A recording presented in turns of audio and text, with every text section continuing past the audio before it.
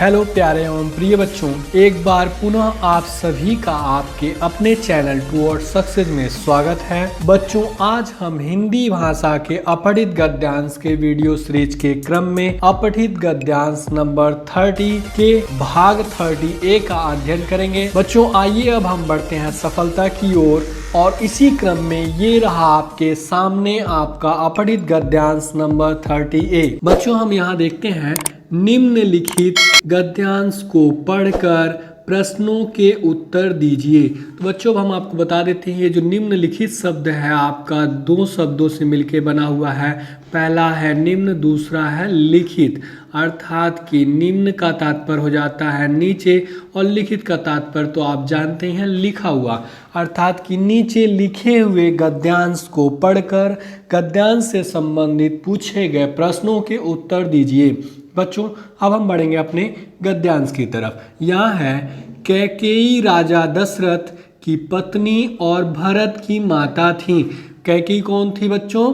ये राजा दशरथ की पत्नी और भरत की माता थी, अर्थात कि जो भरत है इनके पिता कौन थे? राजा दशरथ थे।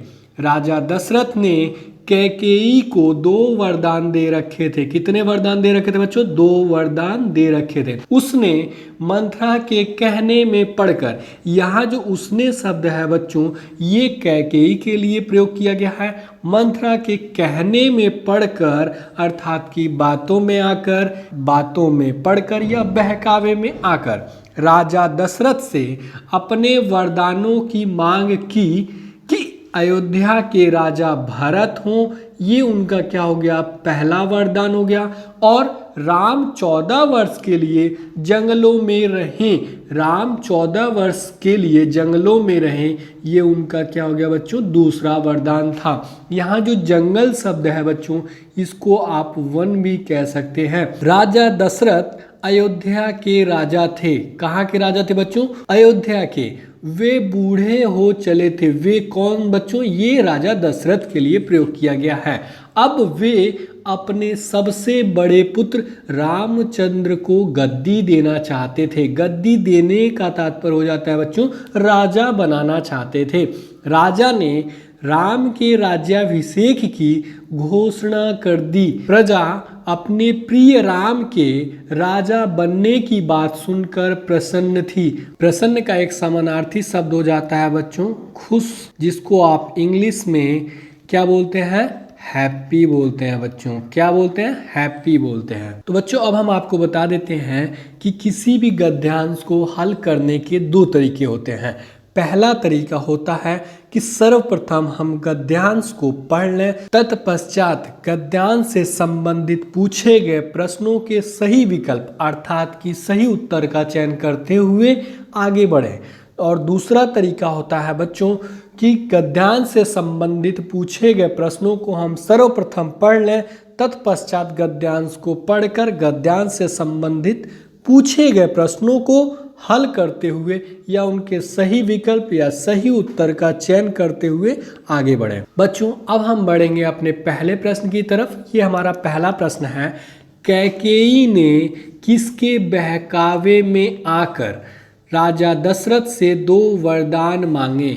यहाँ जो बहकावे में आकर है बच्चों इसकी जगह आप कह सकते हैं बातों में आकर, या इसी को आप कह सकते हैं बच्चों बातों में पढ़कर। हम अपने विकल्पों को देखते हैं। सुमित्रा, मंथरा, अपनी बहन, अपने पुत्र। तो बच्चों, अब हम आपको बता देते हैं कि जो हम अपने प्रश्नों को हल करेंगे उसमें जो हमारा पहला ट्रिक होगा कीवर्ड ट्रिक और दूसरा होगा ऑप्शन एलिमिनेशन मेथड या ऑप्शन एलिमिनेशन ट्रिक। यही हमारे क्या हो जाएंगे बच्चों? 2 ट्रिक हो जाएंगे जिसके माध्यम से हम अपने प्रश्नों को हल करेंगे। तो जो हमारा कीवर्ड ट्रिक होता है बच्चों इसमें हम क्या करते हैं ये आप देखेंगे कि कैकेयी ने किसके बहकावे में आकर राजा दशरथ से 2 वरदान मांगे। तो बच्चों, हम आपको बता देते हैं कि ये जो आपका प्रश्न दिया गया है इन्हीं में से हम कुछ ऐसे शब्दों को अपने कीवर्ड के रूप में चयन करते हैं जिसके समानार्थी शब्द या वो स्वयं शब्द आपके गद्यांश में मिलेंगे और उन्हीं के इर्द गिर्द या आसपास आपके प्रश्नों के उत्तर या सही विकल्प प्राप्त हो जाते हैं बच्चों। इसी क्रम में अब हम आपको बताते हैं कि इस प्रश्न के लिए जो हमारा कीवर्ड होगा वो क्या होगा। तो बच्चों यहाँ बहकावे में आकर या बातों में आकर या बातों में पढ़कर, यही हमारा कीवर्ड हो जाएगा, जिसे हम अपने गद्यांश में ढूंढेंगे और सही विकल्प का चयन करेंगे। तो जैसे आप यहाँ देखेंगे कि उसने अर्थात कि कैकेयी ने मंथरा के कहने में पढ़कर या बातों में पढ़कर या बहकावे में आकर राजा दशरथ से अपने वरदानों की मांग की कि अयोध्या के राजा भरत हों और राम 14 वर्ष के लिए जंगलों में रहें। तो आप जानते हैं कि राजा दशरथ ने कैकेयी को 2 वरदान दे रखे थे और उन्हीं दोनों वरदानों को वो मंथरा के कहने पर राजा दशरथ से मांग की। किसके कहने में पढ़कर या किसकी बातों में या किसके बहकावे में आकर बच्चों? मंथरा के कहने पर, जैसा कि आपके प्रश्न संख्या 1 के विकल्प बी में दिया गया है बच्चों। इस प्रकार से आप देख रहे हैं कि आपका जो ये कीवर्ड है कहने में पढ़कर, इसके तुरंत पहले ही आपके प्रश्न का उत्तर मिल जाता है बच्चों। अब हम बढ़ेंगे अपने प्रश्न की तरफ और सही विकल्प का चयन करेंगे।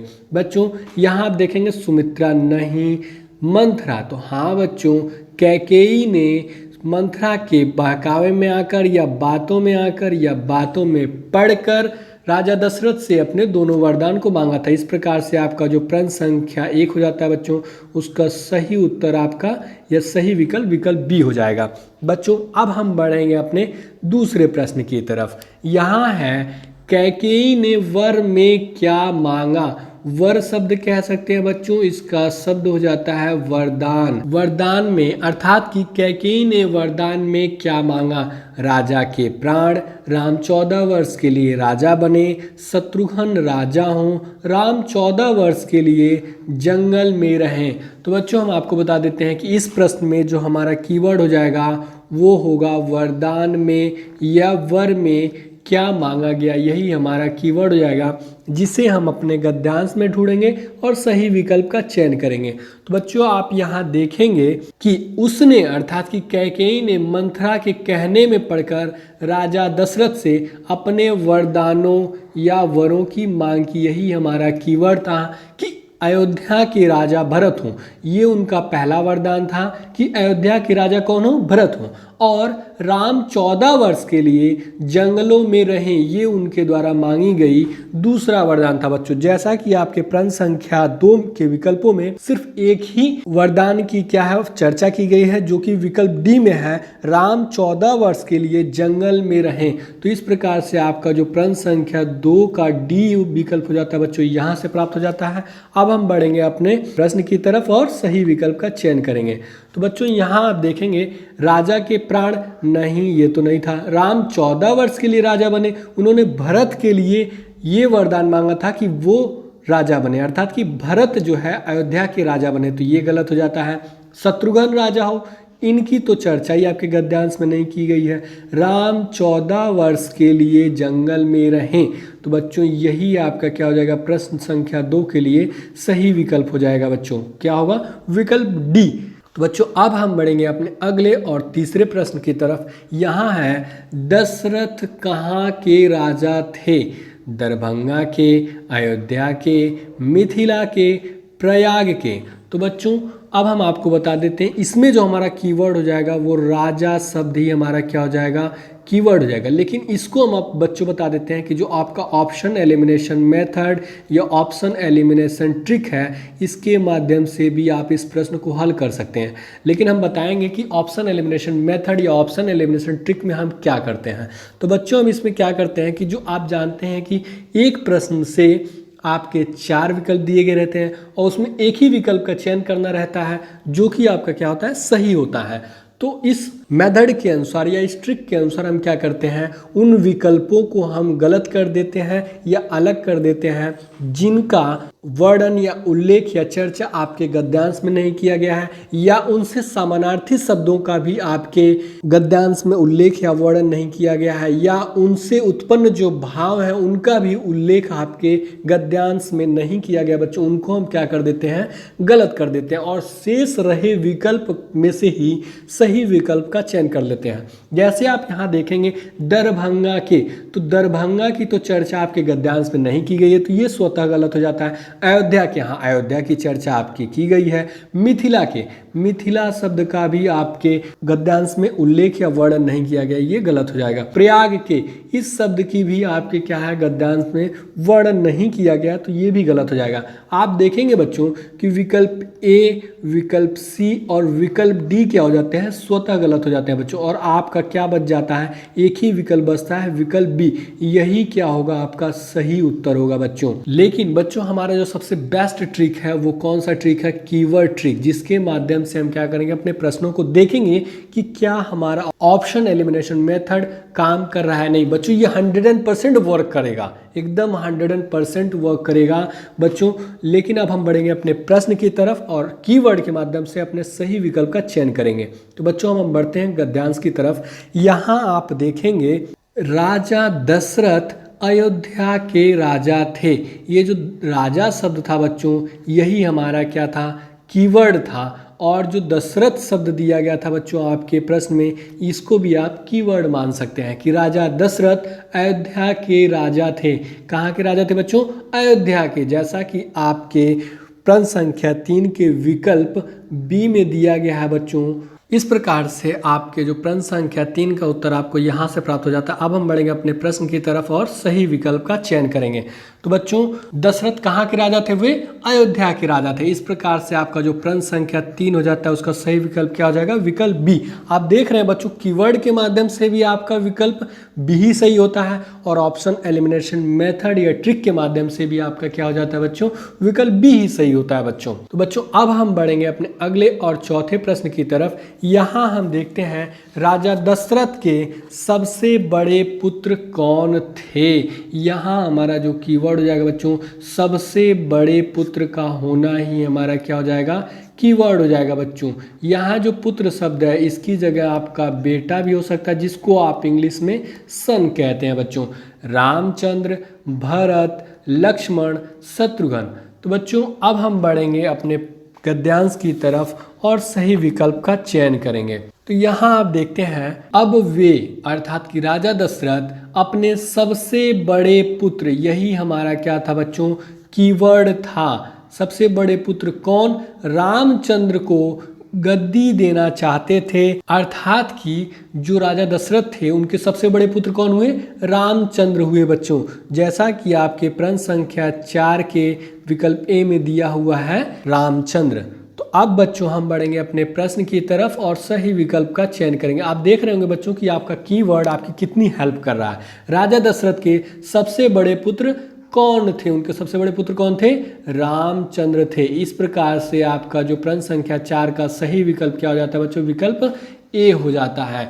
अब हम बढ़ेंगे बच्चों अपने अगले और 5वें प्रश्न की तरफ। यहाँ है राजा दशरथ ने किस बात की घोषणा कर दी, रामवन गमन की, राम के राज्याभिषेक की, भरत के राजगद्दी की, कैकेयी के देश निकाला की।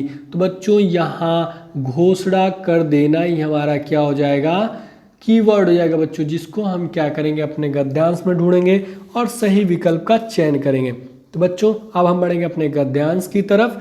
यहाँ है राजा ने राम के राज्याभिषेक की घोषणा कर दी। आप देख रहे हैं कि जो घोषणा कर देना था बच्चों, यही आपका कीवर्ड था। तो घोषणा किस बात की, राज्याभिषेक की। किसके, राम के राज्याभिषेक की घोषणा की गई। जैसा कि आपके प्रश्न संख्या 5 के विकल्प बी में दिया गया है बच्चों। इस प्रकार से आपका प्रश्न संख्या 5 का उत्तर आपको यहाँ से प्राप्त हो जाता है। अब बढ़ेंगे अपने प्रश्न की तरफ और सही विकल्प का चयन करेंगे। तो बच्चों अब यहाँ आप देखेंगे कि राम वन गमन की, नहीं, राम के राज्याभिषेक की घोषणा उन्होंने की थी। इस प्रकार से जो प्रश्न संख्या 5 हो जाता है बच्चों, उसका सही विकल्प क्या हो जाएगा, विकल्प बी हो जाएगा बच्चों।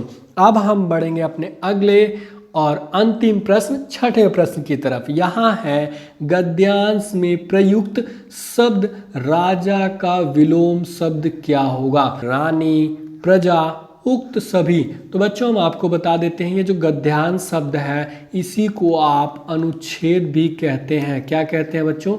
अनुच्छेद भी कहते हैं। इसको आप अवतरण भी कह सकते हैं बच्चों। अब हम आपको बताते हैं कि जो राजा शब्द है उसका विलोम क्या होगा। ये विलोम जो हो जाता है बच्चों, इसका समानार्थी शब्द होता है विपरीतार्थी। क्या होता है बच्चों? विपरीतार्थी। जब इसको दो भागों में आप तोड़ेंगे तो आपको मिलेगा पहला तो शब्द मिल जाएगा विपरीत और दूसरा क्या मिल जाएगा बच्चों? अर्थ।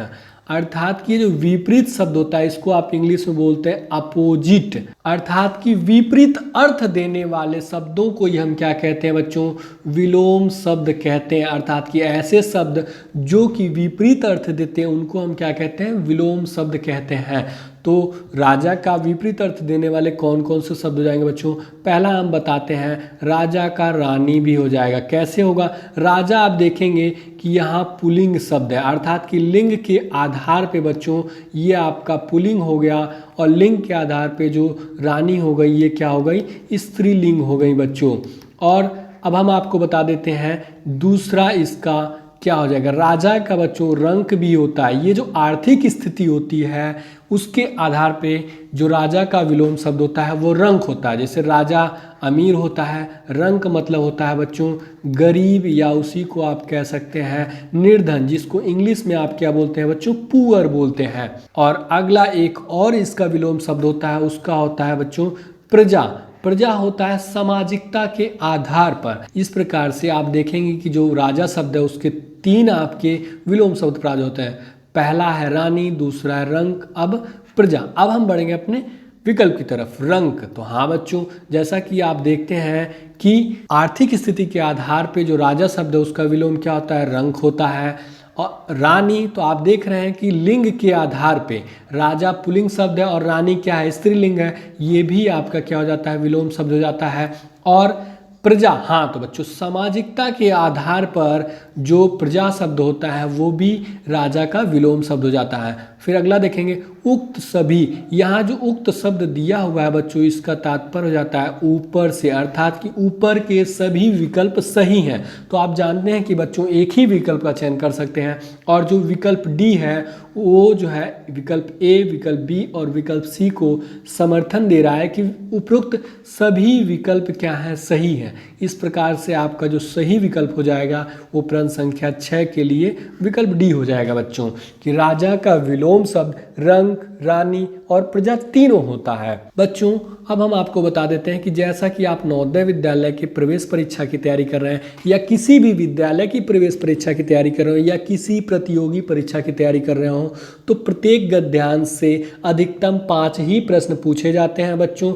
लेकिन आपके अपने चैनल टुवर्ड्स सक्सेस द्वारा आप लोगों के समक्ष एक गद्यांश से बनने वाले हर संभावित प्रश्नों को लेकर आया जा रहा है, प्रस्तुत किया जा रहा है, जिससे आप अधिक से अधिक अध्ययन कर सकें, पठन कर सकें, अभ्यास कर सकें। और जो आपका मुख्य उद्देश्य है प्रवेश परीक्षा में सफल होना या प्रतियोगी परीक्षा में सफल होना, उसमें आप सफल हो सके बच्चों। अब हम आपको बच्चों एक बात और बता देते हैं कि आप आज के पढ़े गए गद्यांश का अध्ययन या अभ्यास करना चाहते हैं तो नीचे दिए गए डिस्क्रिप्शन में जाकर पढ़ और अभ्यास कर सकते हैं बच्चों।